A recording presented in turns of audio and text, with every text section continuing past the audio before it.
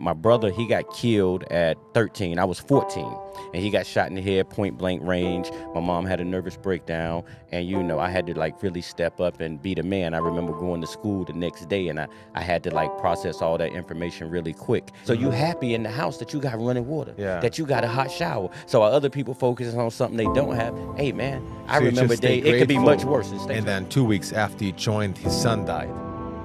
And he just hit me up and he went like, so the funny thing is all my problems from back in the days, they're just gone. It just made me, the death of my son just made me realize that none of my problems are even worth talking about. We live in a society where people say, why are you so happy? Yeah. Why what not? happened to you? Why What's you not wrong happy? with you, Like, man? they always want a for long. magic pill. Yeah. They want it to That's happen what I was about to overnight. say, Like yeah. it took you 20 years to get where you at, and now you want to fix it overnight. Yeah. First of all, you got to Can have you give me patience. that one trick? Just give me that one trick. That's the main reason why most people are depressed out there. Try it one more time, okay? Yeah. We did another pod. Trying. Yeah, we did another podcast a couple of weeks ago. Didn't work out as we've planned actually, because they fucked it up over there. But I'm so glad to have you back on it. Yes, And but that's a lot of things in life. It don't go as the way it's planned, but it go the way it should. Of course. But it's always a sign, Yes. Because imagine everything there would have worked out. We wouldn't have bought the cameras and everything, and we wouldn't sit in here with a nice setup. We would be sitting in some kind of shitty podcast studio. Instead of we are here in California, the sun, chilling life.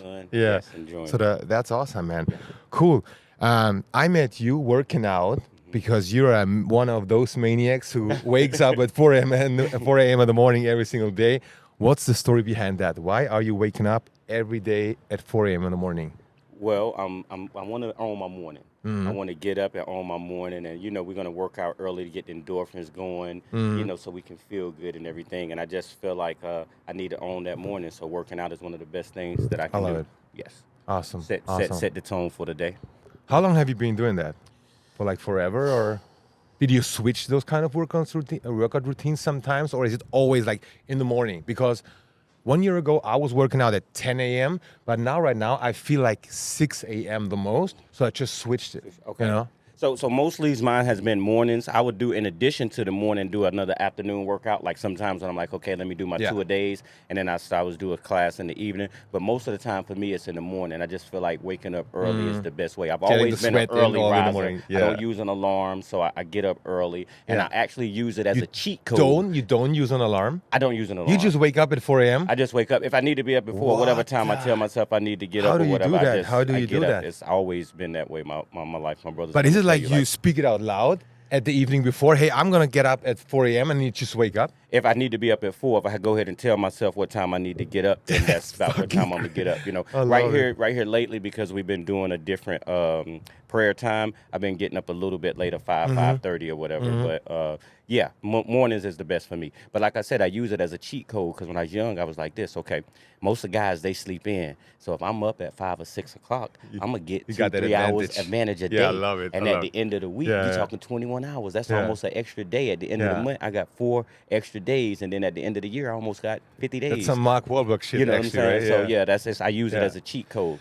But I think I love it because in the morning, you're always more productive. Yes. But imagine, what are most people doing in the evening? They're just watching TV, Netflix, chill, social media, and all that bullshit. Yes. And you're not productive there you go. Like at 8 p.m., 7 p.m. at night. Yeah. And so I think when you wake up in the morning and you get shit done, you've already done the stuff. You're always in that high energy, high frequency, and then you're ready to conquer the day. And then you're ready to conquer your day. That's awesome. Yes. And I look at it too, like we wake up, we have that resistance. Like, do I want to work out? Do I want to do this? So I feel like if I go ahead and work out early, a lot of the resistance in my brain for things that I'm going to want to do later, I already conquered that. So let me go ahead and conquer this first part.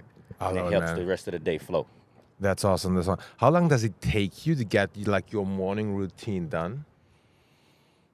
Honestly, I like to be up at least an hour and a half before I have to leave out the house. Yeah. Because I don't want to rush. You know, I want to take my time. I'm always going to listen to something inspiring for a few minutes. I'm a tea guy, so I like to have me a cup of black tea and sit there and relax for a second or whatever. But just try to get my mind right before I walk out the door, because it's going to be so many variables that I can't control once I walk out the door. I want to go ahead and try to ground myself and center myself early morning so I can be prepared for, you know, whatever. So do you want to share what your morning routine actually looks like? My morning routine, when I first wake up, the first thing I'm gonna do is turn on something inspiring, some type of either spiritual thing, something motivation, like a video, or most of the time it's on YouTube, something like that. I listen to a lot of Abraham Hicks early in the morning, Joe Dispenza, you know, things just to get me an idea or get something going. And then I have my tea, and I just sit there and just relax for a second. I have my tea and trying to get my mind right, have some breakfast, and then I'm getting on out the door to the gym. Okay, so you have your breakfast and then you go work out. Yes.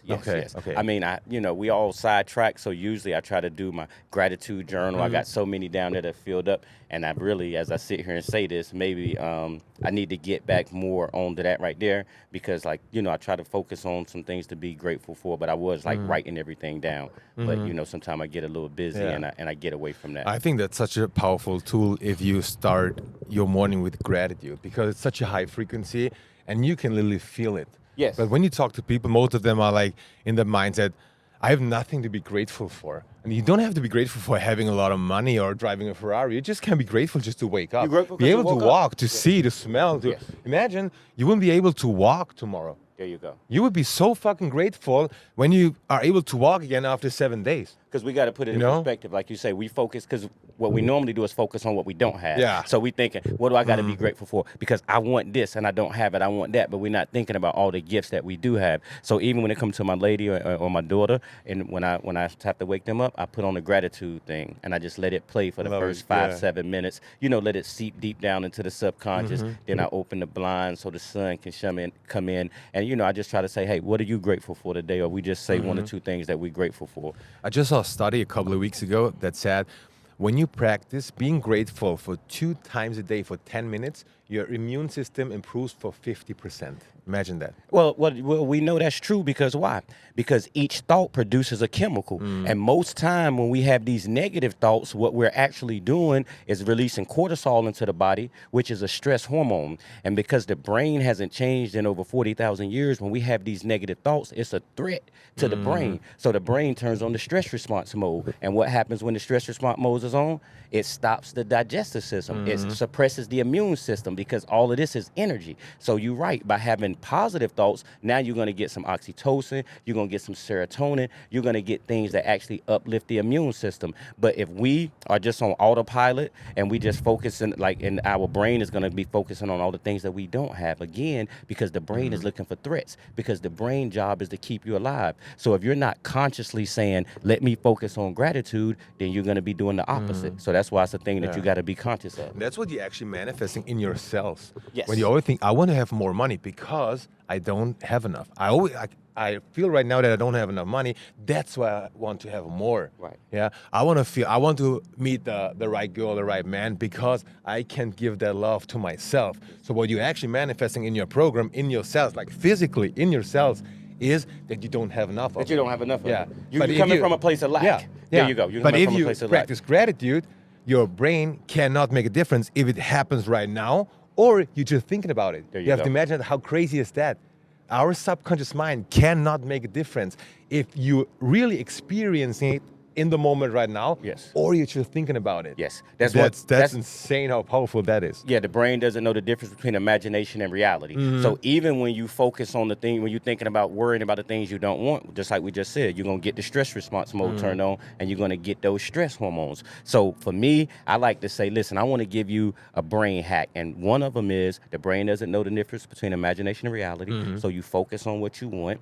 The brain cannot focus on negativity and positivity at the same time. So you have to choose to focus on the positivity, because the brain is going to focus on the negativity. And the next thing is the brain job is to keep us alive. So it's going to always be looking for negatives. So once we know that, we can start to use the brain instead of, like most people, letting our brain use us. And you can't feel fear and gratitude at the same time. So Right. every time when you have that little panic attack or you have the anxiety coming up, Yes. switch Switch into it into gratitude gratitude. right away, Yes. and you can literally observe how that fear just suffers from lack of energy. There you go. That's Yes. so crazy when you think about that. But I think the biggest problem people have is that they think, is that working or not? What are those guys talking about? Is it like real, or is it just something like believe, achieve? And I always go like, it doesn't matter if you and I believe in it. It's a law. We It's just science. know. It's It's law. just science. Yeah, we science. know that Like, it yes, happens, that's one thing. I'm not going to give you my opinion. This is Yeah. what happens. Yeah. If you think like this, if you think negative, you get stress. You get stress hormone. We just cortisol. know. Yeah, That's just that. It suppresses the It's immune the same when I system. wake up in the morning. Law of gravity doesn't care if I believe in it or not. I'm not supposed to fly. I cannot fly tomorrow. Try It to doesn't fly. matter if Jump I off the believe in building. it or not. And it's the same with law of attraction and with your cells, the stress, the hormones, and everything.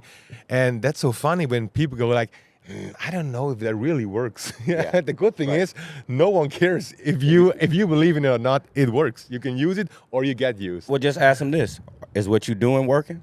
Because if you keep doing what you're doing, you're gonna get what you've been getting. So if you want something different, you got to Yeah. try something different. So But that's so funny because everybody wants different results in the future, but they are not willing to make that change. yes, That's yes. so funny because they're like, okay, I did all the stuff I did, all the actions I took back in the days, they made me who I am. So if I want to become a different version of myself in the future, maybe it's not the baddest way to change something in your routine, in your habits, in the way you think, the way you live, or whatever. Yes, because you basically say you want a different output, so you got to have different input. That's the whole thing. If you want something Yeah, different, yeah, you of got to course. change. Yeah. Life is about growth and change, so that's what we all have to do. We all have to grow and change. Yeah, that's crazy.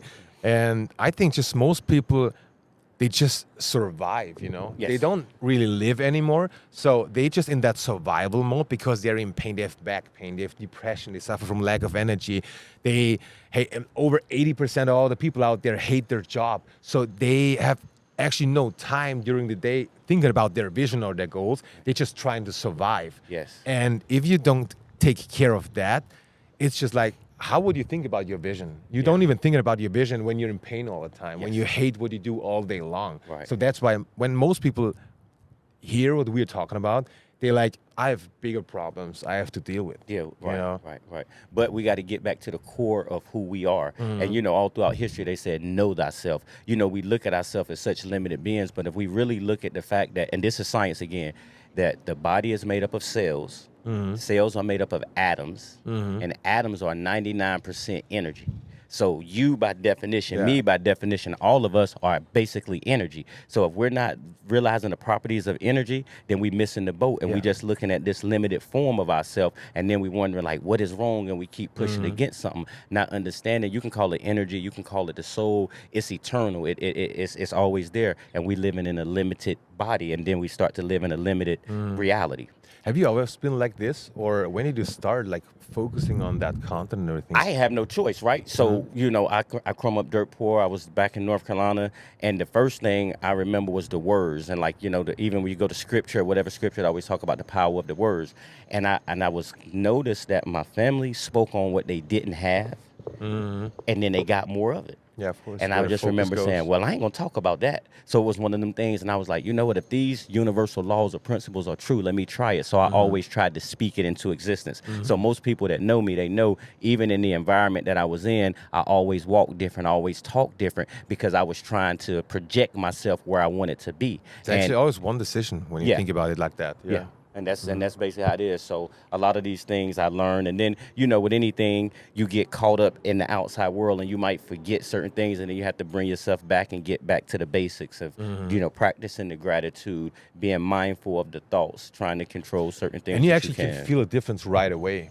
Yes. When people come into our coaching after 3 to 4 weeks, they go like, what the fuck? I have no idea what's happening right now, but something changed. Yes.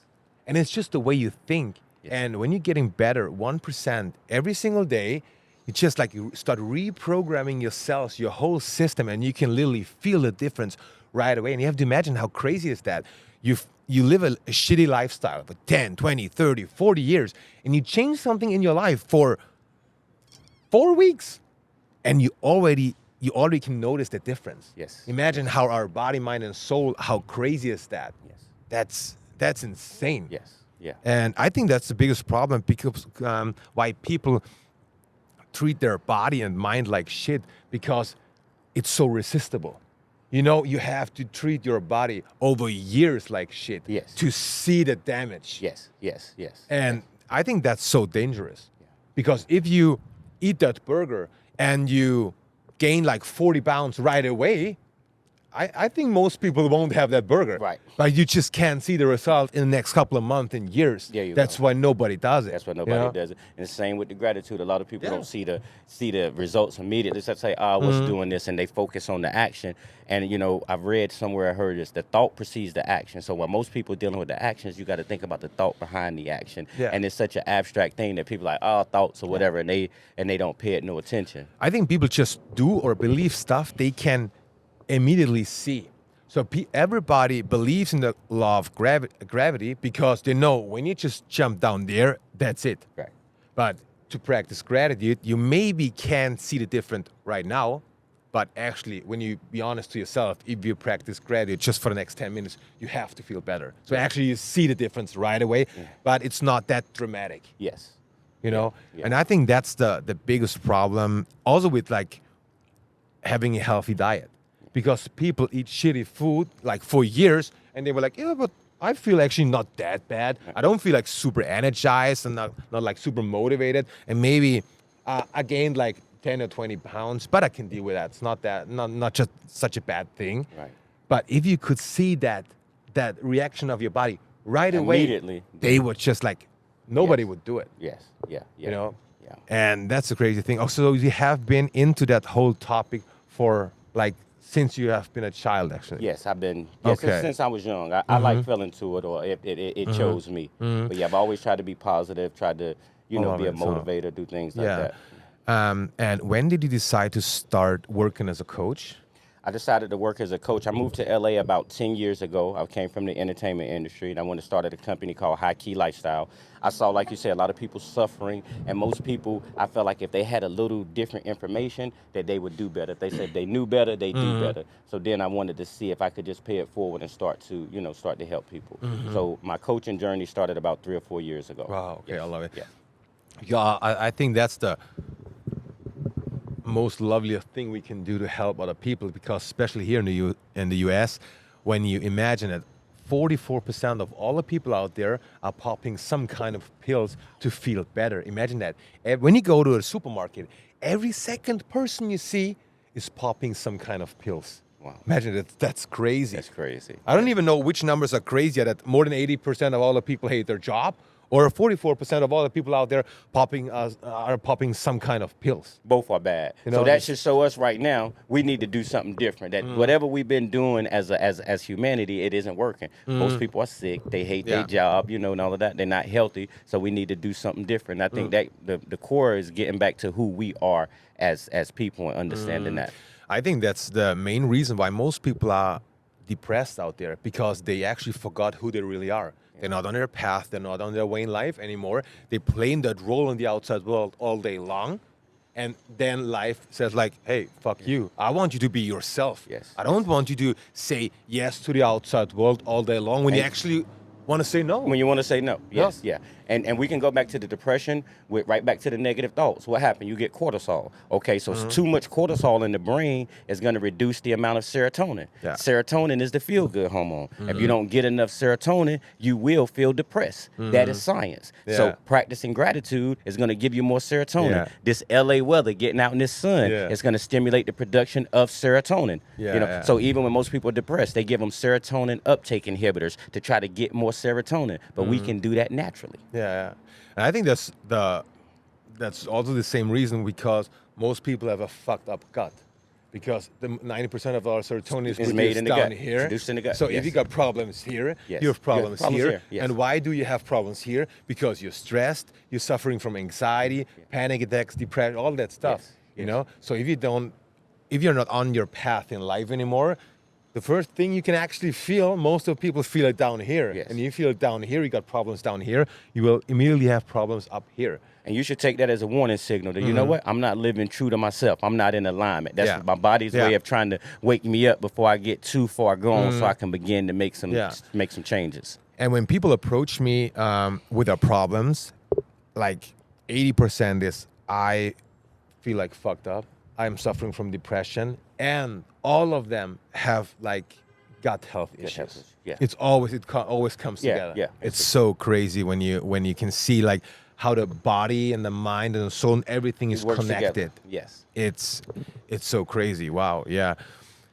What's the most common topic people approach you about? What's the biggest problem they come up to you with? It's like depression, or I want to lose weight. Most people are not happy. They want more in life, and they don't know how to get there. They don't know how to feel better. And when you try to tell them to start with the gratitude, start with changing your diet, start with getting some sun. So is it something else? Like they always want a magic pill. They want it to happen overnight. Like it took you 20 years to get where you at, and now you want to fix it overnight. You know, first of all, you got to have patience. Give me that one trick. Just give me that one trick. That's it. And that one trick isn't gonna work. You know what I mean? You got to actually put in the work. Yeah. So that's what most people want to just put a Band-Aid on it instead of actually getting to the root problem. There is no magic pill. There's no magic pill. That's so funny when we got so many DMs on social media where people just ask us, hey, can you just give me that one tip? And I'm like, yeah, we do it once in a while. We can do a call if you want. I don't really want to talk about it. Can you just like give me one tip? Thing. Yeah, just like pop that pill and you're going to be rich. You're going to love yourself. You feel healthy. You feel energized. You like fulfill every vision you know. It's so crazy, but I think the biggest problem is people are just got too comfortable, especially in the last years. Yes. You actually don't have to work. You don't have to put in the work if you don't want to, because if I want to talk to you, I'll just give you a call. I don't have to walk to your place. Yes. If I want to eat something, I just can go Uber Eat. Yes. You know. If I don't have to work out, I can stay here on the couch. I don't have to work out if I don't want to. And I think because most of the stuff out there got so easy, life gets so freaking hard in future. So like they say, if you do what's hard, your life will be easy. If you do what's easy, your life will be hard. It's hard getting up in the morning, going on. You think that you actually want to do it? No, you got to get up in the morning to go work out, to make the right choices. Those things are hard, but it'll give you an easy life. So you got to pick what's your hard. Would your hard want to be that you don't have energy, you're overweight, you're lethargic, you got brain fog, you can't think, you can't focus? That's hard. But it has become so normal that people think that's how it's supposed to be. So when they see somebody that's healthy and energetic and happy, it's almost like, think about it. We live in a society where people say, why are you so happy? Yeah. Why what not? happened to you? Why What's you not wrong happy? with you, like, man? right, you wrong. Something is wrong with you because you're happy. You know what I'm saying? Because that's the society that we live in. So, you know, what I would do is the opposite of what I see most people do. Whatever most people doing, I would do the I think that's opposite. actually one of the best advice you can give someone who's like in a fucked up place in their life. Just trying to do the complete opposite you actually want to do. Yes. And I think the biggest problem is that most people reacting on every single negative thought they get. Yes. And they ask me, how do you do that? How do you shower cold every single morning? Doesn't your mind tries to play that trick on you? Of course. Do you think my mind tells me to go and have a cold shower? No fucking way. Of course. Turn it into that warm. You have to take a hot shower, take a hot bath, you know? No. Yeah. That you don't have to. We just can learn that you don't have to react on every single thought you get. Right. You can be afraid of like going onto a stage and speaking in front of 20,000 people, but you can do it anyway. But you can do it anyway. Do it afraid. Yeah. You don't let that fear stop you. Yeah, you can wake up not motivated to put in the work today. Of course you can. Yes. Just do it anyway. Just do it anyway. Yeah. My brain goes like, when I wake up in the morning, okay, I'm about to work out. There's always a thought in my head, but it would be cool to hit the snooze button. It would be like a nice thing to like have like 30 more minutes. Yes. But it's always one decision. Yeah. But it takes us weeks, months, years to make that one decision. And once you make that decision, like you say, everything will change, the behavior will change. Yeah. So you just got to ask yourself, what kind of life do you want to live? What is it that you want in life? And then make a decision. And you got to stick to it. And that's why the album I got is called The Gangster Mentality. Why do I call it The Gangster Mentality? Because you're in a fight every day. You're in a fight with you. You're in a fight with you when you wanting to be comfortable. And that's, again, the brain. It wants to be comfortable. Why? Doing anything unknown is a threat to the brain. So it want to keep you in that comfort zone. And it's like you said earlier, so we can survive. We stayed in survival mode for so long, but now our survival is not a threat. It's time to thrive. And if you look at the brain, you got the reptilian brain, you got the limbic brain, which those two are considered the animal brain, and then we got the neocortex, which is called the human brain. If you want to thrive, you got to connect to the neocortex. How do you do that? By being happy, by being blissful, by having unity with everybody, no separation. All of these things will help you activate the neocortex, which is the human brain. But every time we are afraid and we're nervous, we actually living in the bottom part of the brain, which is called the animal brain. And again, that's science. And it's always intrigued me the way our brain works. What actually happens is when you choose fear every day in your life, what happens is that it starts manifesting itself into yourself. So you actually physically become that person that is like fearful all day long. Yes. And that's so crazy. It's not something up here, just 5% in your head. Yes. The other 95% are already manifested in your cells, in your system. Yes. And so you always have two decisions: to be on my path, because when I make that decision right now, there is something great waiting behind that comfort zone, outside that comfort zone, behind that fear, whatever. Yes. Or what most people do is just to stay comfortable on the couch and actually always to go with my fear, because I don't want to do what's uncomfortable right now. But that just means that you won't grow at all in future. That's what I said. They don't grow. And then one of the biggest regrets when they get older is, I wish I'd have tried. I wish I would have tried, but now I don't have the time. What's when you're to 95? Do it. Right. What? Yeah. There's no thing in just failing if you try. It's always that, I should have taken that decision back in the days. It's never like, okay, I tried and I failed. So there you go. And try again. I'm glad you said that, and I'm not plugging my album, but I got a song up there called "Never Fail," and it say you only fail when you quit. You only fail when you quit. Like, okay, we do this right here. It's a lesson. It didn't work out, so now I keep learning, I keep growing, and then eventually I get it. But I just got to keep going. It's like what I told you the last time we did the other podcast at the other place.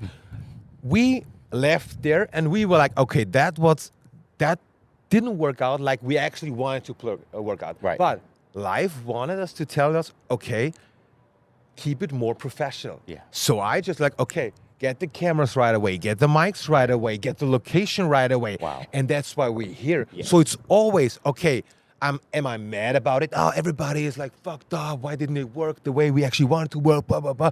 Or it's just life gives us a sign to make progress in our lives. There you go. Doesn't matter which, imagine you make progress like just 1% every single day. We are like in July. We are like in the by the end of the year. Yeah. Imagine that. It's just 1%. You don't have to like go crazy every single day. When you want to start workout, just start with 10 minutes. Start with squatting while you brush your teeth. Whatever. Just start doing. Take that first step. Yeah. And just add 1% every single day. Because the time is going to pass anyway. The question is, where will you be at a year from now or 2 years from now? We live in a society where it's all about immediate gratification. We want everything right now. It's like Instagram. It's instant. Everything is instant. And that's how they tricked us as a society. But actually, it doesn't matter if you reach your goal, your vision, whatever. If it's reachable, if you reach it like 6 months from now, or 8 months from now, or next year, or whatever, it doesn't matter. Life is so long. It doesn't matter if you reach a goal right now, but we're not patient enough. Yes. We want it right now. So I started working out at January 1st, and if I can see the result on January 15th, I'm not that motivated anymore. I just not go to the gym anymore. I'd rather pay, but I don't go there anymore. Well, let me give you a secret. when you quit, you won't see the results, regardless. You know what I'm saying? So you don't even have the chance to see you anything. won't even see no results if you don't try, if you don't keep going. So it's just like keep going and you'll figure it out. So we got to understand life is a journey. And just like you said, what happens when you do reach your goal? Now you got another goal. You got something bigger. So you're going to keep growing and everything. So just understand, you know what? It's a process. And instead of me trying to get to the destination, let me fall in love with the process. One day at a time, every day, and see if I can just fall in love with the process. Which person actually do you have to become to reach your goal? Reach your I never ask myself, how can I reach my goal? I always ask myself, which person actually do I have to become to reach that goal? So how can I already think, feel, and act as that person that has actually already achieved the goal? There you go. So we're just starting to build the English social media, Instagram, TikTok, and everything. And in the last 10 to 12 days were crazy. So we gained like 40,000 followers on Instagram in the last 10 or 12 days. Wow. Insane. Wow. But 3 weeks ago, when we had like 200 or 300 followers, my business partner and I, our whole team, we were already acting like we already had 1 million followers. There you go. We were always talking about stuff. Hey, how to do that, how to do this, how to do the videos better, and this and that, and how to do the masterclass, and how to sell stuff and motivate people. We were already acting like people who already had like millions of followers. There you go. And that's the thing. Ask yourself, in which part of my life am I already thinking, feeling, and acting like the person that has already achieved their goal? Yeah. And if you do that, success will hit so hard. Because what happens is that you start manifesting all that stuff into your system. And we know that. Like Joe Dispenza said, the more often you are able to feel that positive emotion of the future, the faster it has to show up. It has to. In your reality. In your reality. Yes. It's just we know it.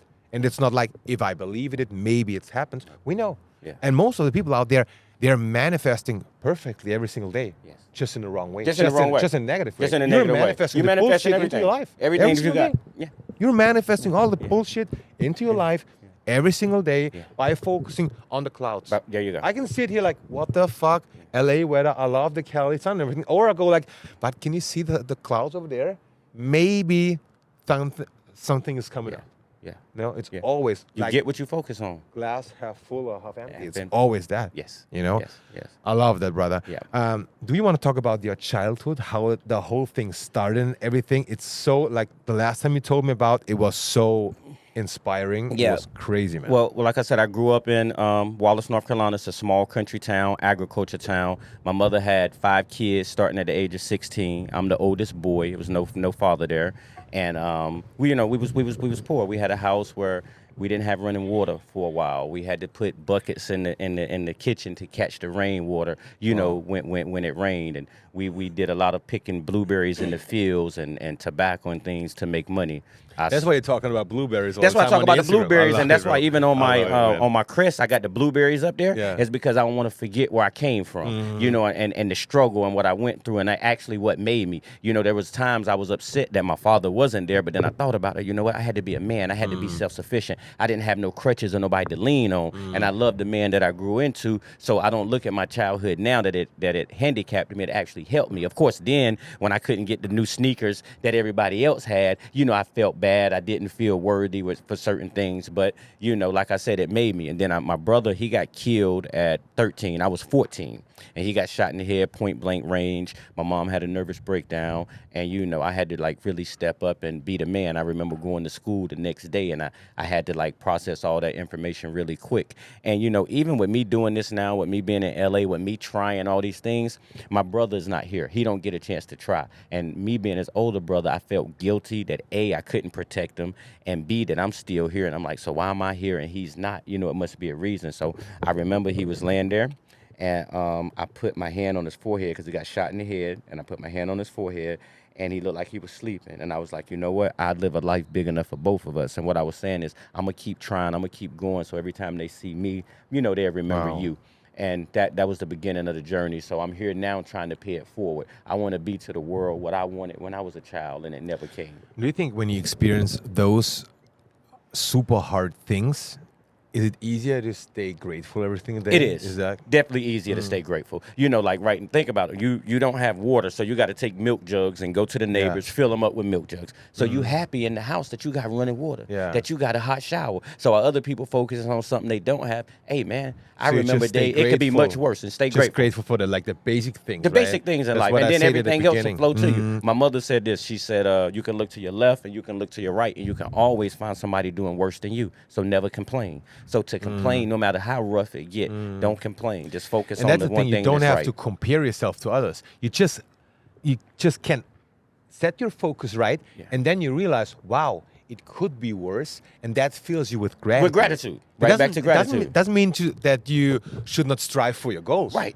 That doesn't mean that you shouldn't strive for more. Right. But if you can see how blessed you are, yes, because just of the situation of other people, yes, that fills you with gratitude, and then your frequency raises, your energy level raises, and then you're able to conquer every single day. Yeah, because it's all about perspective. Because a lot of times I think, of course, I got big goals, and there are things that haven't manifested yet. And if I get to focusing on those, of course, I get to feeling a certain way. But then I think about it, I'm like, if something was wrong with my daughter, none of this stuff would even matter. It would pale in comparison. You know what I'm saying? So there we go. The fact, like you say, we take for granted that we can get up and we can walk and we can go to the gym and we can do all of that. But if we start focusing on those, and that's one reason why you have to have, some gratitude time to where, like you say, you take 10 minutes or you get a gratitude journal at night, because your brain is naturally gonna focus on what you don't have. That's natural. Yeah. So once we know that, we're in a fight. That's why it's the gangster mentality. Biggest disease, actually. So now we're in a fight. So let me see how much I can consciously focus on positivity, and knowing that each one of these thoughts is gonna produce a chemical in my body. And if you break you down, at the end of the day, you're just a chemical soup. It's just a mixture of these chemicals. The question is, what chemicals is it? You want some oxytocin? Hug a loved one. Get you the love hormone so you can actually get that. Get you some serotonin as compared to the cortisol. And cortisol is such a strong hormone. We got to think like this. It's a stress hormone, right? When a person goes to get, let's say, open heart surgery, and they have to change, what do they give them? They give them stress hormones. Why? Because your body would reject this heart.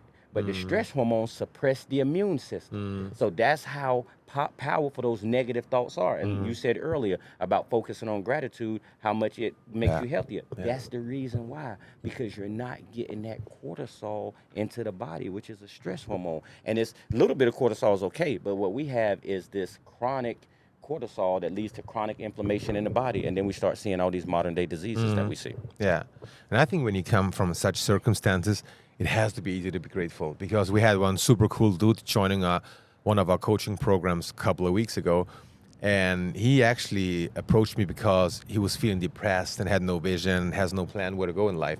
And then 2 weeks after he joined, his son died.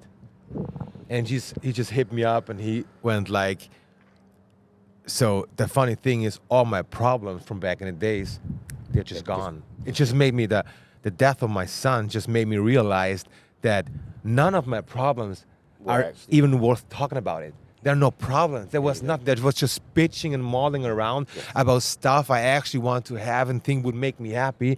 But I just realized, and that gave me goosebumps right away, and almost tears, because it's such a dramatic thing that has to happen to make us realize what really matters in life. There you go. And it's the small things. It's the small things. Like, they taught us to get things and we'll be happy. But it's not about what we get. It's about who we become. Who are we helping? The type of people that we are. Because some of the most depressed people are the people that got everything. Yeah. You know what I'm saying? I think that's one of the reasons a lot of people here in Hollywood kill themselves, because they are looking for everything on the outside world. And they got the car, they got the model, they got the mansion, they got the fame, they got the money, get everything we actually supposed to have.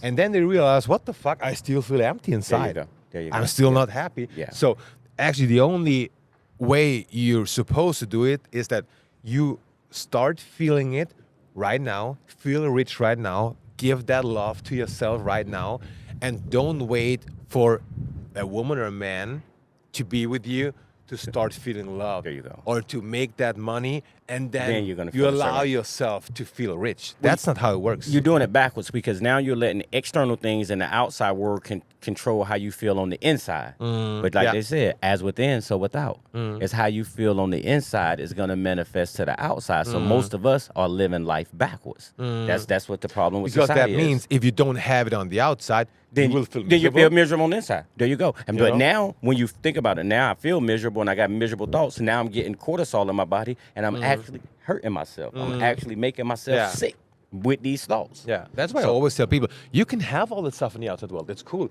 but do not identify yourself There with you go. all the money or where you live or whatever. Everybody goes like, now when you're in LA, now you made it, right? I'm like, no, I just felt that my soul wants to be here. Yes. But I wasn't unhappy back in Austria Right. because if I was unhappy there's no way to be happy here There you because that's like a state of mind. You Yes. feel it. Yes. That has nothing to do with with the place you live or how much money you make or whatever. That can level up your lifestyle for sure, and it's worth striving for that vision, of course.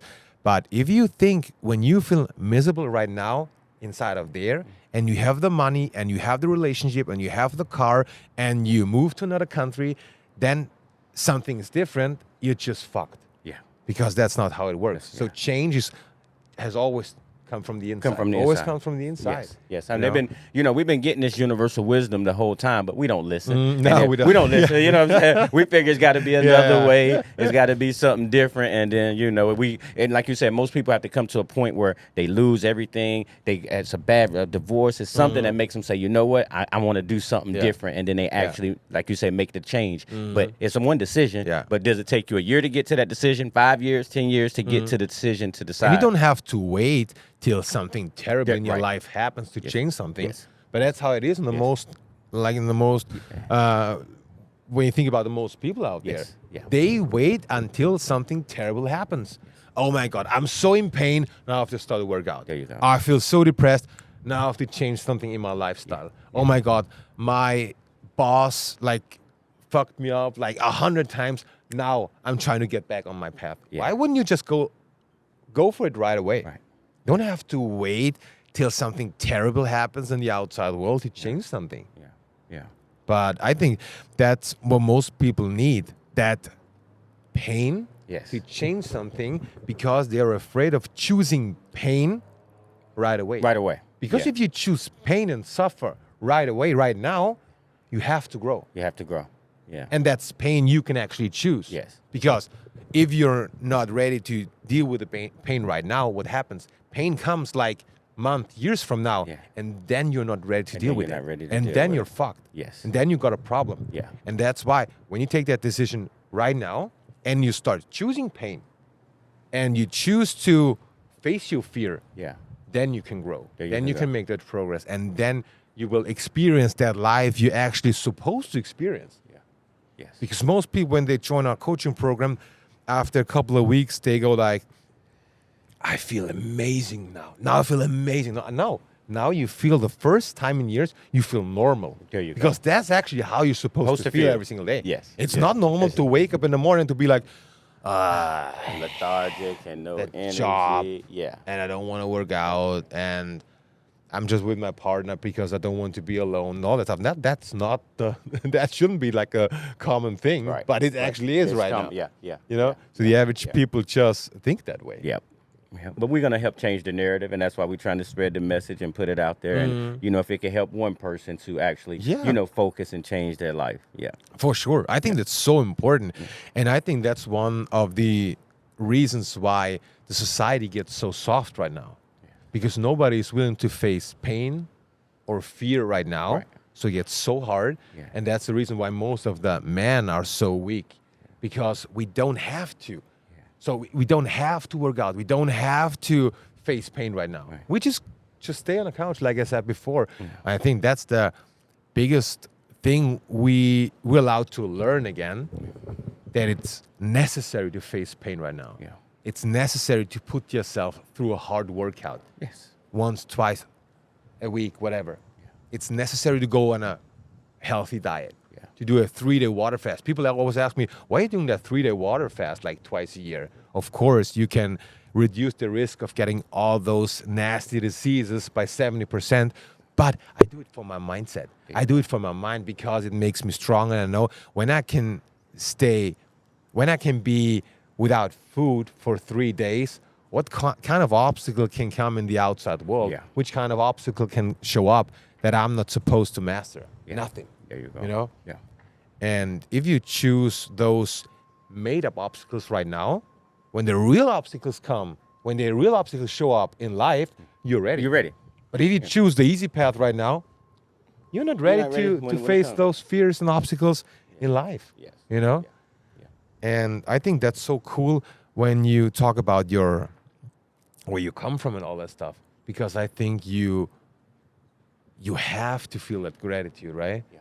Even for having water and all of that stuff. Yeah. Yeah, I feel gratitude just to be able to walk down the street in LA. You know what I'm saying? We here just feel grateful, you know, with the weather and everything, like all the little small things. And it's actually the small things that really matter. So like you say, coming up like that, it's not much that I can actually complain about. Now, you know, I'm out of it. Of course, when I was in it, I used to, you know, I wanted the new shoes. Yeah, there were certain things that I wanted and everything, but it made me so resilient. We always want what we can't have in that moment, right? Yeah, but it made me so resilient. So I wouldn't change it. If I had to go back and do it all over again, I picked the same path because. And what was the feeling like when you were able to get everything you always wanted, to buy the sneakers and everything? Most of the time we realize that's actually not what brings us happiness, right? There you go. There you go. So like when I had my lack of self-worth, then I put worth in the shoes and the name brands and all the designer stuff. But it's about building, right? Yeah. It's not about just having the stuff. It's about building legacy brands. Right. Motivating, inspiring others. Yeah, that's what it is now. But when I tried to put my worth into things, I was like, you know, I got this stuff now. It doesn't even really matter. Nothing changed. Nothing changed. It was just for them. Like, you know what I'm saying? I feel, and then that's when I felt free. When I didn't feel like I had to have all of these material things to validate me and everything. And then you're really free. That's when you're really free. Yeah, that's when you're really free. Especially in LA or every other huge town, people feel empty inside, and they think by getting the next supercar, they feel good. Feel better. Now I'm allowed to feel loved. There you go. And what happens is they feel good for like 2 weeks, and then whatever. And then you're right back to the same thing. Yeah, and then you realize, what the fuck? I'm still empty inside. And I'm coaching a lot of people. They are so wealthy, but they still feel poor inside because they started their business from the wrong emotion. They started because they never want to be homeless again or something like that, and they have that emotion in their system. Yes. So they make a $10 million deal, and they feel satisfied for 2 days, 2 weeks, whatever, and then that feeling has to show up because it's already in your system. Yeah. And that's so crazy when you think about that. We always try to change stuff on the outside world, and they try to work harder and make more money and whatever. And you can do whatever you want on the outside world. If you don't change it in here, if you cannot reprogram yourselves, that feeling has to show up. Yeah. But now we know that. We can use it in a positive way. There we go. We can use that for us to improve our level of happiness. Yeah. And that's, if you understand that, and if you know that it's science. It's not about believing, achieving, or if you believe in it or not, and maybe it happens. We know it has to happen. It has to show up in the outside world. There you go. It's just like you said. If you plant, you know, like I said, if you plant an apple seed, what you gonna get? You're going to get apple tree. You know what I'm saying? It's not going to come right then, but it's going to come later. So if you have a positive thought, you're going to get a positive outcome. A negative thought, you're going to have a negative outcome. Yeah. And that's how simple it is. The problem is, like you say, if I had a negative thought right now and something bad happened to me, I watch those negative thoughts. Yeah. But because I can have a negative thought now and it don't manifest it down the road, I can't equate what's happening to me now with that negative thought I had 2 months ago or 2 years ago or 6 months ago and everything. But why do you think it's so hard for people to believe in it? Because it's not showing up in your real life right away? Is it that? Because for people to believe in the thoughts, I mean, it's like a seed. If you plant a seed, does it grow right away? You got to water it. Yeah. You got to get sun. It's got to get nutrients. But you know it's going to happen. At this time. You know it's going to happen. You know, if you get a girl pregnant right now, yeah, you know it. But the baby ain't gonna come until 9 months later. Yeah. It can't come Yes. until 9 months later. You I planted love that literally. You example. planted the seed. Yeah. And now once you planted the seed, you know, okay, she's pregnant. So you know in 9 months you're gonna get a baby or whatever. You're not at month 3. Where's the baby? Yeah. Because you know it takes a time. It takes a process, and it's the same thing with everything that we're doing. It's because we have that process. It takes a time. It takes time. But actually, people just have to learn to be more patient. Be more patient. Right? Yeah. I mean, in a microwave society where we can get everything we want right now, yeah, you got to learn to be more patient. Patience is a virtue. Cool. So do you do actually a lot of one-to-one coachings, or is it more groups? Or I do a lot of one-on-one. I love the mentoring and the group coaching and everything, but one-on-ones, I do a lot where of you can one-on-ones. really make the difference, Where right? can really When you make do a difference, and yes, dig into them. But you got to really be motivated, and you got to really want to, want to make some different changes in your life because, like you said, it's not going to be a magic pill, and it's a grind. It's a daily grind. How do you start with the people when somebody approaches you with their problems? How do you start? Do you work out together with them and give them your lifestyle, your mindset, and show them all the tricks you just were just sharing I about? try to get an assessment, see where they at, and see if, a lot of people say they want it, but they're not willing to put in the work. Yeah. For it. You know what I mean? Are you really willing to put in the work to see the changes? And this has got the reason my company is High Key Lifestyle, because it's a lifestyle change. It's no magic pill. This is something that we got to do every day. We got to do the gratitude and the positivity every day. You got to take a shower every day, right? So you got to wake up every day. We got to do this every day when we wake up. And if people just stop projecting so far and say, you know what, just let me do what I can right here, right now, and slowly but surely take these steps, and you see the progress over time. I think the biggest problem with the positive thinking and positive minds and everything is that people want to see the result right away. But if you go to the gym and you go there for 2 weeks, you know that you won't see the craziest results right away. And it's the same with your mindset. When you live a shitty mindset for 10, 20, 30, 40 years, you have to give yourself that time. You have to be patient to see the difference. There you go. Although you will feel, if you watch closely, you will already feel and see the difference after a couple of weeks. Yes. That's like I said before, that's the craziest thing actually. Yeah. That we treat our body and mind, our soul like shit for years, and you do something the right way for 3, 4, 5 weeks, not even a year or 2 years, you can already see the difference. Yes. How crazy is that? Wow. So, and so people come to you and say like, hey, I feel depressed. I'm in a bad place in my life. I'm overweight. I don't see my vision anymore. Is it how it works? Yes. And then you just start working with them. Just start working with them. Yeah. And what is it? Is it like individual, how you start with them? Or is it like a combination of working out and talking? Or is it's a combination of working out, of mindset. We got to have those two. You got to work out because, like again, if you get up early, you can get those endorphins going. You can begin to change the brain chemicals, and you got to start to change the chemicals in the brain and the body. And do you also like explain it to them, like you explain it to me, or are they more like just do whatever you have to do, tell me what I have to do, and I just want to see that change? Explain or do they want to over time. I like for you to understand, because if I understand, you give me a behavior to do, but if I know why I'm doing it, then it's more likely to stick to it and give you the process behind the behavior. So actually, they have to understand to make that change, because they have to know what's going on. They have to know what's going on the inside. Yes. And I always love to tell people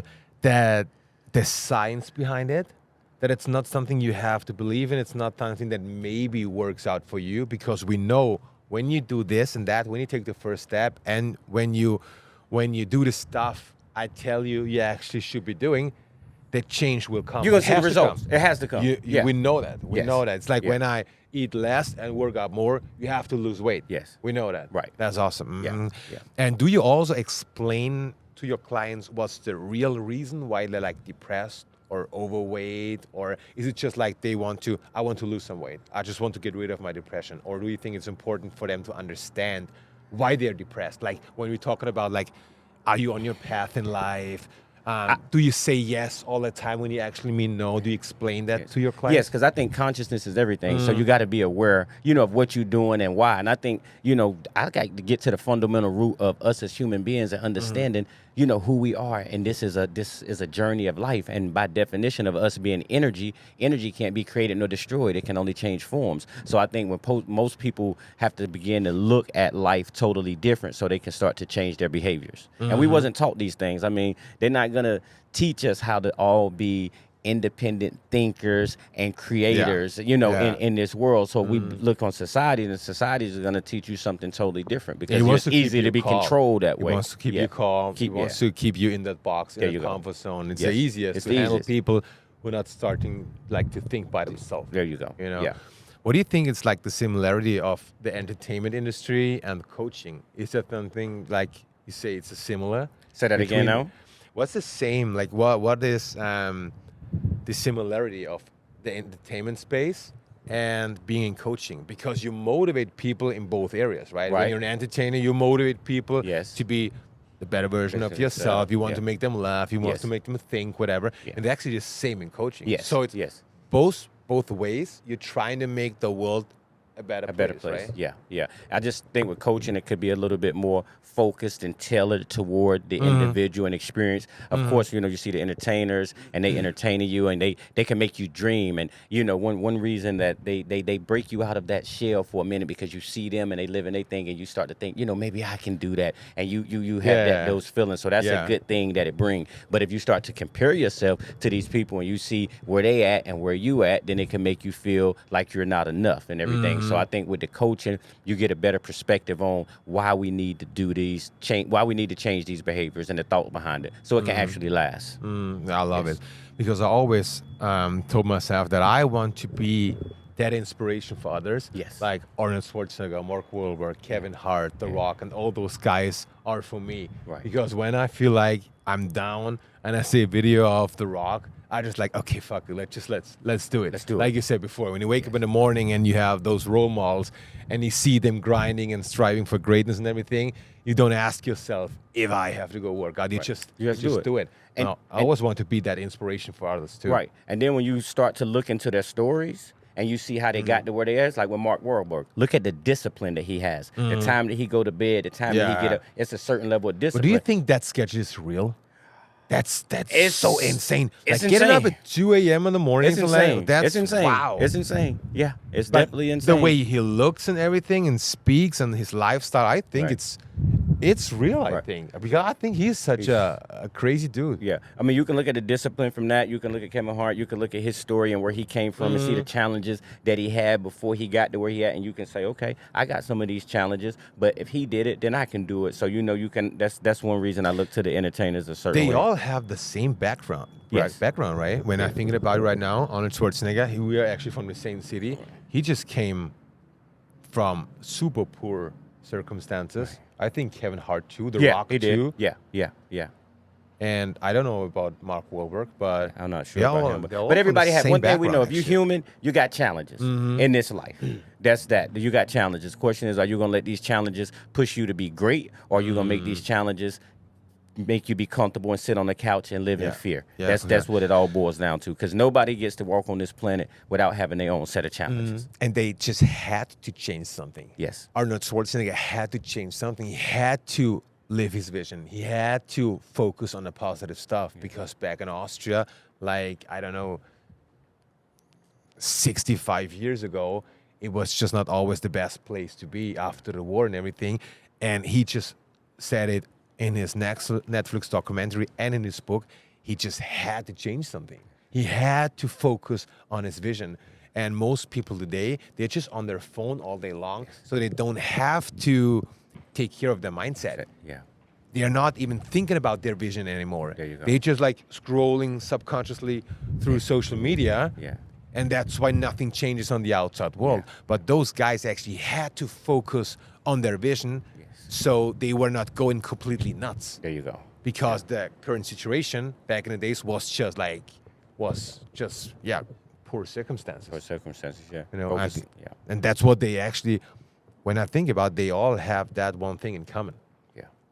And I think that's just what they learned from that, being super grateful and just work hard and work for your goals, because nowadays when life gets so easy, you're not used to work anymore. Yeah. You're not used to going to a cold shower anymore, because you ask yourself, why would I do that? I'm so comfortable right now. Why would I do it? But if you choose, like I said, the comfort right now, it always gets harder. It's going to get harder in later. The future. In the future, yeah. And that's why they have had the bright future in front of them, because they worked so super hard and they actually had to choose pain because life was painful back in the days most of the time. So they had to choose pain. Yes.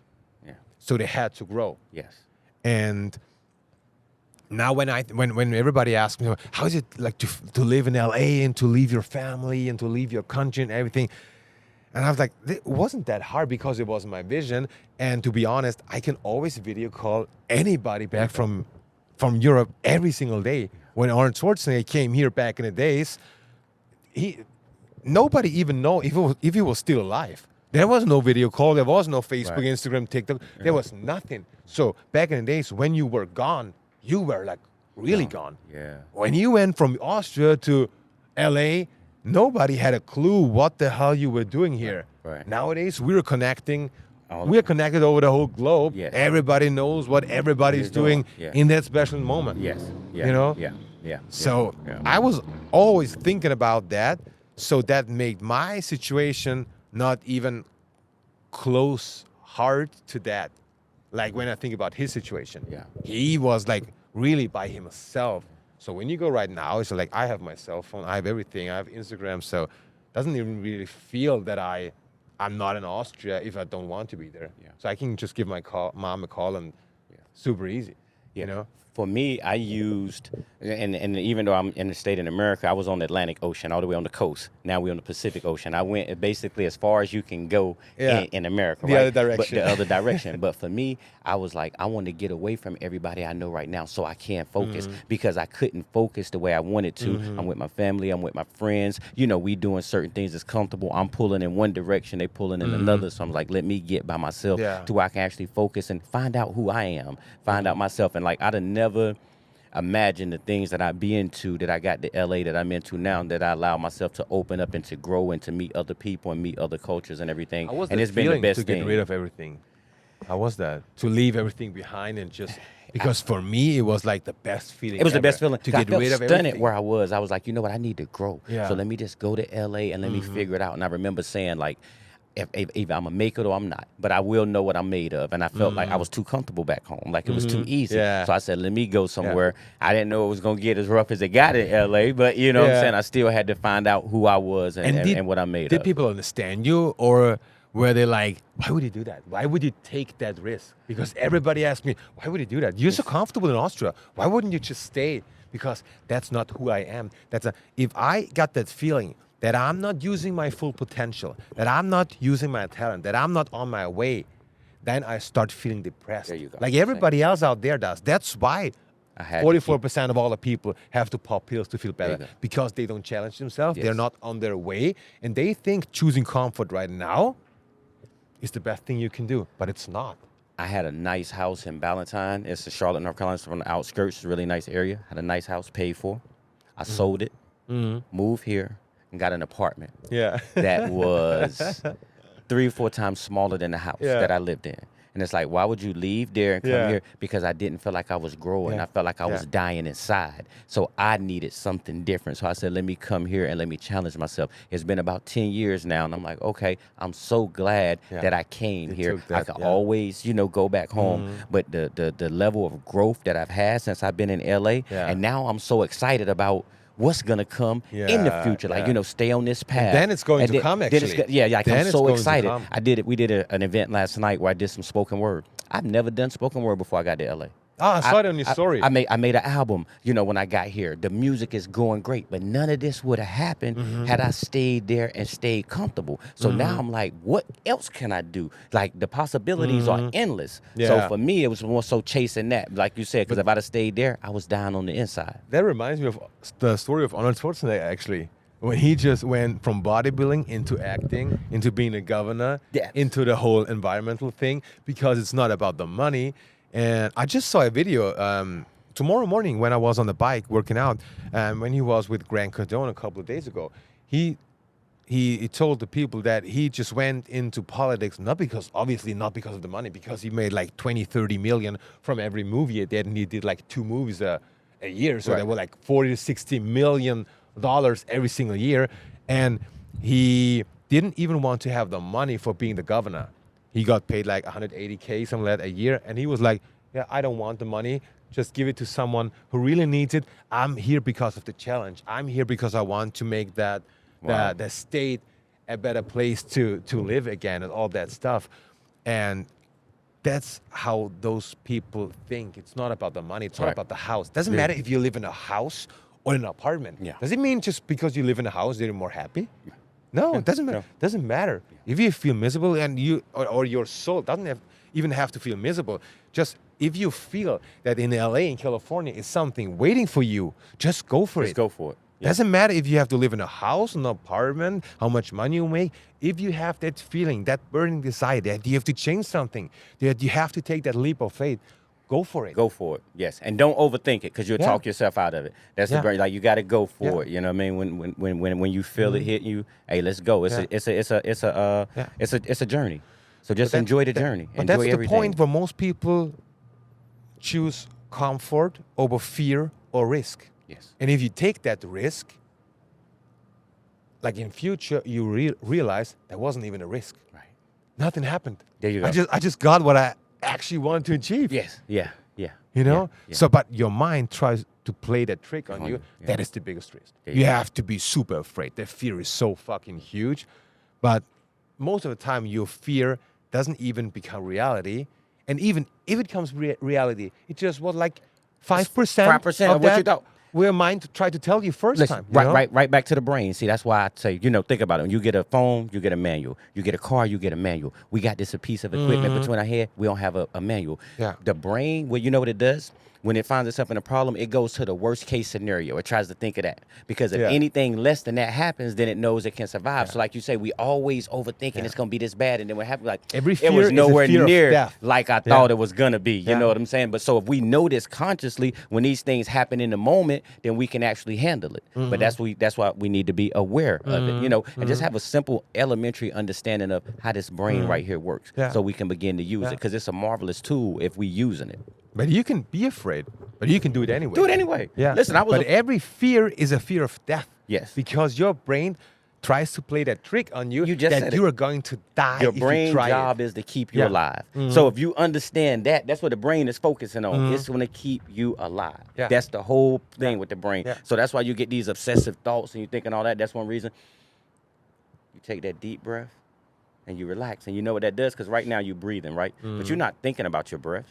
It's done for you subconsciously. But when you begin to do that deep diaphragmatic breathing, what happens is you disconnect from the lower part of the brain and you connect to the neocortex. That's what you do. So that's one thing it is. So having this awareness so we can actually use the tools, a tool of what? Gratitude, a tool of deep breathing, a tool of exercise, a tool of getting enough water, tool of eating right. See, all these things are free. See, if Big Pharma mess around and hear this, we could put them out of business if enough people actually listen, because you won't have to pop those pills for your depression. You can handle it on your own. And you will never get rid of the real issue. Yeah. You're just taking care of the symptom. There you go. And I thought that's the reason why I think the system out there is so fucked up. Yeah. Because when you have that little oil light going from your car, you know you have to change the oil. You're not like taking care of the little light bulb. Yeah. No. But when your body tells you you have to change something, no, we just start popping pills. We're not taking care of the real issue. We're just taking care of the symptom. There you go. And that's just such a common thing nowadays. Yes. No, nobody even thinks about it anymore. It's just a common thing. Yeah. I just feel bad. I just pop some pills. Yeah. And when you think about it, every second person down there is on some kind of medication. That brings the fear up in me, Yeah, that's it like it does. That's weird. That's weird. Imagine that. Yeah. Imagine that when you go to Rodeo Drive, every second person is popping some kind of pills just to get rid of anything of their life because they're afraid of taking care of the real issue. And the crazy thing is, doesn't matter if if you suffer from back pain, knee pain, shoulder pain, depression, whatever. The only thing why you're in pain right now is that life tells you have to start watch closely again. You have to take care of yourself. You have to go back on your path. Get back on track. Of course, it hurts right now, but in the future, you will always realize, that's the reason why I was in pain back in the days. That's why life sent me to depression. That's why I suffered from back pain. Because I was not on my path. Because I stopped listen and watching closely what I actually want to do in my life. Yes. So every pain is actually, when you see it like that, a positive thing. It's a warning signal. It's just like the oil light just came on. You got to change the oil. Okay, I got some pain. There's something that's not right somewhere in my thinking. Like you say, I'm not on path. I'm not in tune with who I really am. There's no alignment between my body and soul, and I need to get back to that. Yeah. But I think change is everything. Yeah, but most people are so afraid of changing something. Yeah. So change is the biggest threat to all the people out there, because because in their mind it just because they can't predict it. Like, they don't know what it's going to be. So like they get scared, and that's the brain again. They're afraid of that. So I want to just stay comfortable. Also es nimmt ganz mal auf. So, like, even my story, right? I call it's Dirt Road to Rodeo. Why is it? It's not about going from east to west. It's about going through a mental change. I tell people it's like going from a caterpillar to a butterfly. You got to become somebody totally different. Now, in the process of changing, it's like alchemy. You got to destroy everything and become somebody totally different on the other side. And that's what life is about. But most people are scared to go through that unknown process of what is it actually going to be or whatever. What if I give up? Even though I'm not happy with where I am, but if I give this up, then I don't know what I'm going to get. So I'm going to just hold on to this and stay small in this little small place or whatever. But we just got to learn to play big, and we got to learn that time goes fast. That's another, you said something about earlier, Face to Fear. That's one of the songs on my album. Face to Fear. It is. I'm just saying, it's all coded. And one of them is called The Time Is Now. Because, you know what I'm saying, you got to go ahead and make a move now because the time is going to pass. And most people are going to sit there and for 2 years not even make a decision, do the exact same thing. Where I talked to this one lady, right? And she told me she couldn't run. She couldn't go running. So I said, I told her, walk around the block. Just walk around one block. And I said the next day, maybe walk around the block and then walk at a block and a half. At one Just step. start somewhere. A year passed. You know what she said to me? Had I started a year ago, I'd be doing something, but I never did start. You know, in your mind, you come out, you keep telling yourself what you can't do. Go ahead and just try it. And most people are afraid to try because, again, they're afraid to fail. And like I said, I think the biggest problem is that most people think they got time. They don't. When you think you got time, you're out of your fucking mind. Can I tell you Time this flies so fast, it's crazy. Benjamin Mays, let me see if I can get this right. I have just a minute, only 60 seconds in it. Forced upon me, can't refuse it, didn't seek it, didn't choose it, but I know that I must use it, pay account if I abuse it, just a tiny little minute, but eternity is in it. And I like to say that to give myself time that you don't have the time that you think you have. I'm 44 years old right now. My brother got killed I was 14. Those 30 years, I'm like, wow, where did the time go? So now I'm trying to be more cognitive of that and like, okay, that the time is gonna pass, so let me start working now and doing what I do. I don't know where I could be 5 years from now, but I'm going to jump up on that stage every chance I get, and I'm going to keep talking, and I'm going to keep flowing, and I'm going to keep doing these poems, and I'm going to let the chips fall where they meet. Because guess what? I was happy in trying. I was happy that I was scared, but I did it anyway. You know what I'm saying? That's and I even asked my lady when I got off, I said, what do you think? Could you tell her? I couldn't tell you it was nervous or nothing. Like in my mind, I felt like, you know, you have those voices come up, but you know what? You do it anyway. You think, oh, what are they going to be thinking about me? Are they going to like it? And then what I realized is too, when you were, again, it was about, are they going to like me?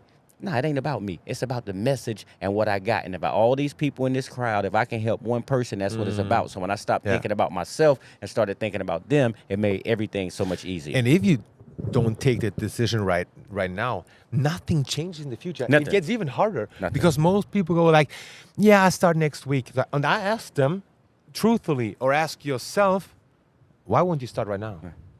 What's holding you back?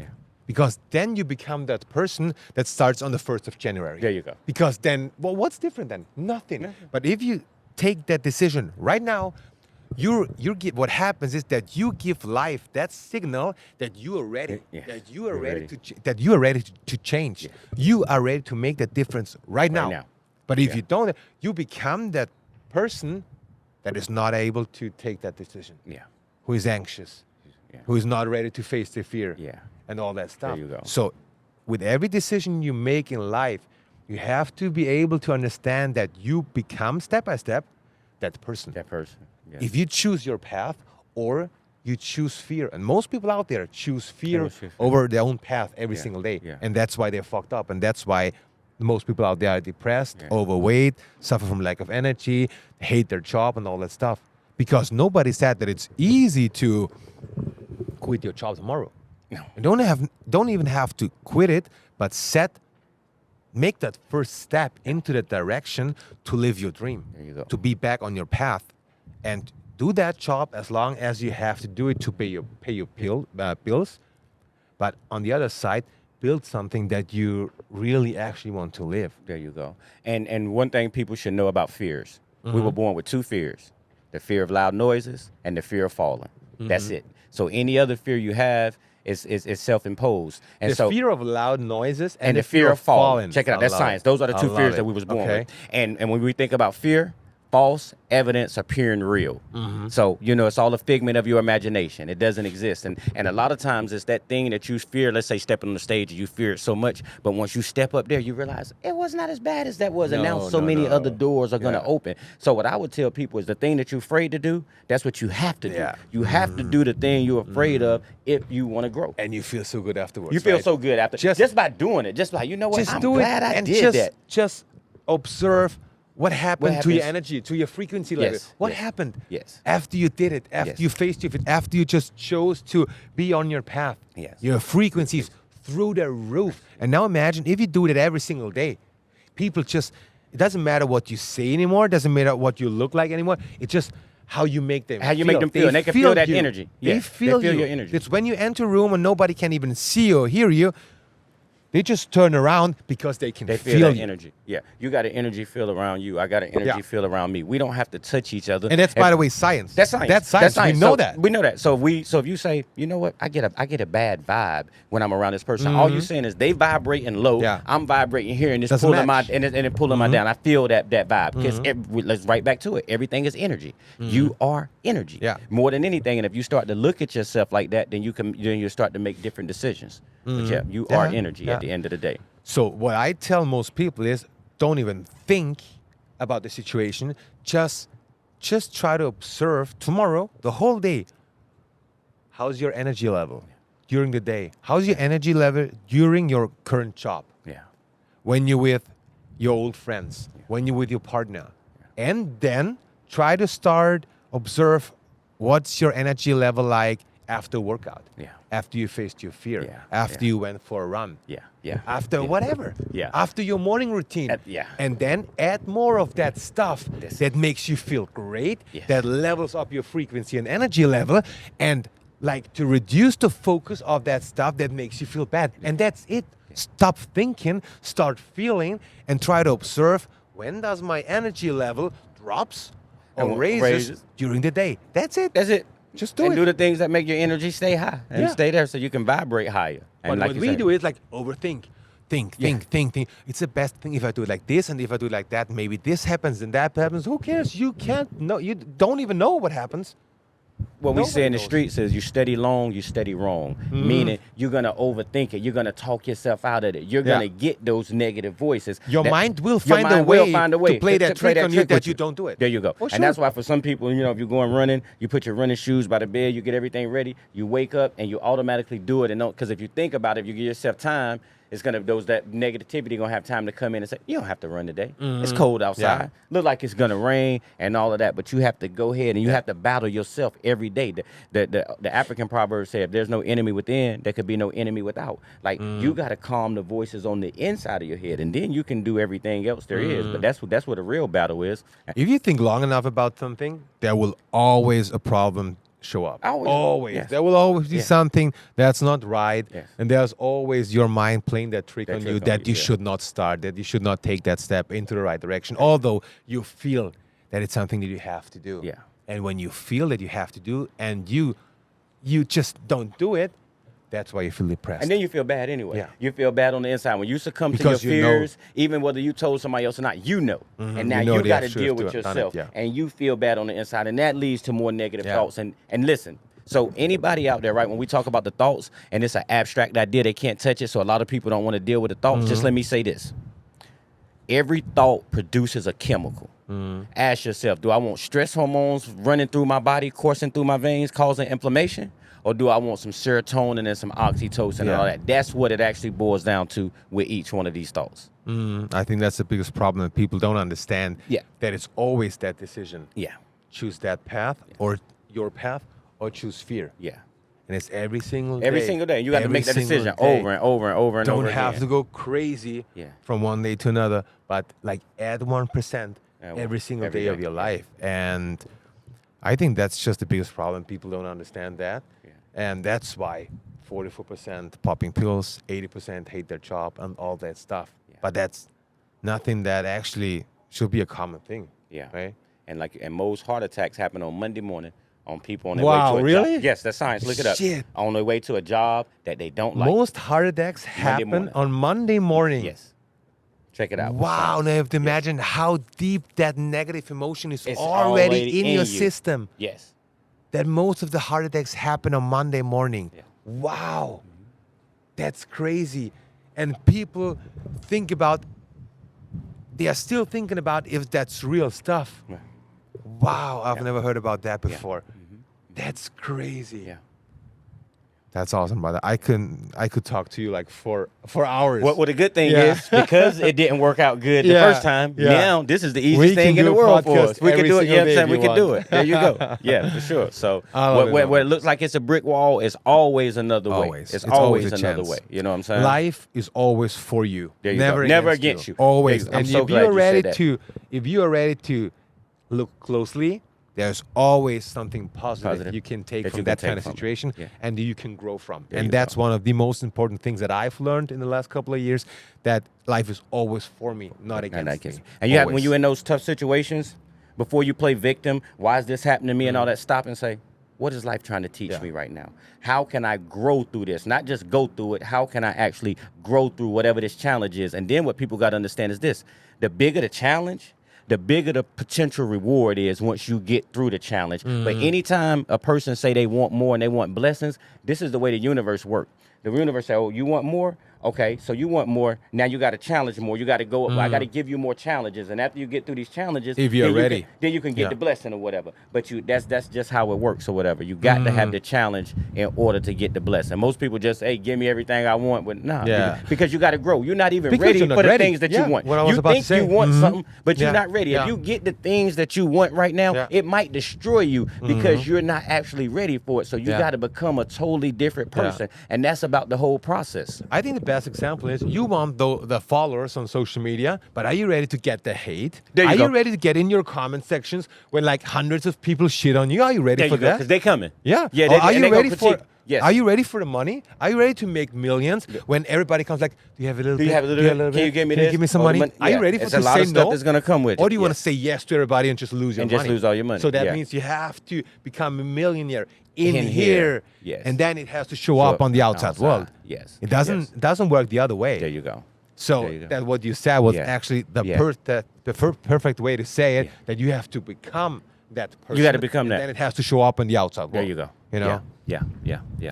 Awesome, brother. We have to do it again. Of course, I'm on your time. Up. Whenever thank you you're so ready. much, man. Yes, I thank you you guys for watching, listening, subscribing. I'll see you at the next podcast, and we have to do it again, my man. And let me say this: you from Austria, I'm from North Carolina. We met up in LA. We couldn't foresee none of this right here before we came. So we wake up every day, just look. Hey, you know what? Whatever happens today, it's gonna be all good, and just keep going. And you keep never growing. know what happens, especially here in LA. I always wake up with the mindset, I don't know what happened today, but when I go to bed at night, there will always be more experience. Yes. I will always be more experienced than I was waking up in the morning. When I woke up. And that's the coolest mindset actually you can have. Yeah. Okay? Yeah. I love it, brother. Man. Thank you so much. Thank you so much. Appreciate you.